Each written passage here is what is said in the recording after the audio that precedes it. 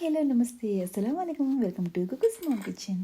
ఏదైనా అకేషన్ ఉన్నప్పుడు కానీ ఎవరైనా గెస్ట్ ఇంటికి వచ్చినప్పుడు కానీ మటన్తో ఇలా కర్రీ చేసి చూడండి, సూపర్గా ఉంటుంది. కాంబినేషన్ మాత్రము ఇంకెందుకే స్టార్ట్ చేసేద్దాం. ఒక ప్యాన్లోనే జీడిపప్పు, అందులోనే కొంచెం దాల్చిన చెక్క, యాలకులు, లవంగాలు వేసి వేయించుకోండి, పక్కన పెట్టుకోండి.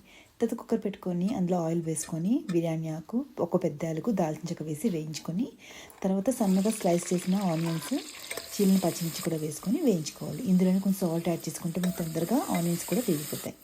సో మనకి గోల్డెన్ బ్రౌన్ కలర్ వచ్చినంత వరకు వేయించుకోవాలి. ఇలా వేయించుకున్న తర్వాత ఇంట్లోనే అల్లం వెల్లుల్లి పేస్ట్ ఒక టీ స్పూన్ వేసుకొని పచ్చివాసన పోయేంత వరకు వేయించుకోవాలి. ఇలా వేగిన తర్వాత ఇక్కడ నేను 1/2 కిలో వరకు మటన్ విత్ బోన్స్ తీసుకుంటున్నాను. సో మటన్ని 2 టైమ్స్ వాష్ చేసుకొని పక్కన పెట్టుకొని మటన్ వేసుకొని 2 మినిట్స్ పాటు హై ఫ్లేమ్లో వేయించుకొని తర్వాత మీడియం ఫ్లేమ్లో వేగేటట్టుగా పక్కన పెట్టుకోండి.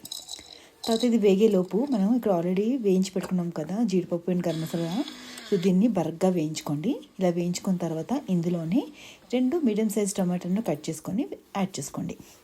ఇవి కూడా వేసుకొని మనకి మెత్తగా పేస్ట్ అయ్యేంత వరకు మనం మిక్సీ చేసుకోవాలి.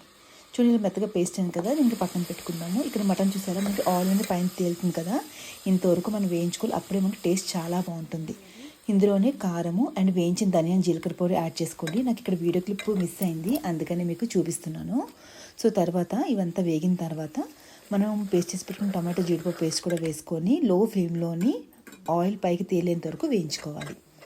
ఇక్కడ చూపిస్తున్నందుకు వేగింది కదా, ఇలా వేగిన తర్వాత దీంట్లో తగినంత వాటర్ యాడ్ చేసుకోండి.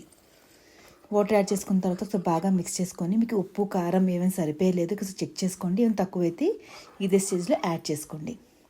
ఇదంతా కలుపుకున్న తర్వాత మూత పెట్టేసుకొని మీడియం ఫ్లేమ్లోనే 5 to 6 విజిల్స్ వేయించుకుంటే పర్ఫెక్ట్గా ఉడుతుంది. ఇన్ని విజిల్స్ అని చెప్పడం కన్నా మనకి మటన్ అనేది మెత్తగా ఉడకాలి. చూసారా మనకి టెక్స్చర్ ఎంత బాగా వచ్చిందో. ఇందులోనే వేయించిన కస్తూరి మెత్తి పౌడర్ కూడా యాడ్ చేసుకొని కలిపేసుకుంటే మనకి ఎంతో టేస్టీగా ఉంది. మటన్ కర్రీ రెడీ అయిపోతుంది.